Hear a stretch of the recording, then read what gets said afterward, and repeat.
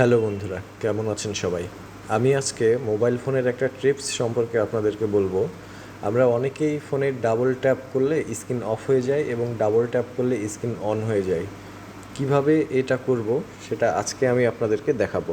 তার আগে চ্যানেলটি সবাই সাবস্ক্রাইব করে দিন এবং সম্পূর্ণ ভিডিওটি দেখুন, তাহলে আপনারা বুঝতে পারবেন কিভাবে ডাবল ট্যাপে স্ক্রিন অন এবং ডাবল ট্যাপে স্ক্রিন অফ করা যায়। প্রথমে ফোনের সেটিংসে ঢুকতে হবে। ফোনের সেটিংসে গেলাম, এরপর নিচের দিকে স্ক্রল করলাম। স্ক্রল করতে করতে এখানে দেখুন অ্যাডভান্স ফিচার ক্লিক করলাম। এরপরে মোশন অ্যান্ড জেস্চার্স ক্লিক করলাম। এখন দেখুন double tap two off screen, double tap two on screen. এটা অফ করা থাকলে অন করে দিব। এটা অন করে দিলে আপনার ডাবল ট্যাপ করলে স্ক্রিন অফ হবে এবং ডাবল ট্যাপ করলে স্ক্রিনের লাইট অন হবে।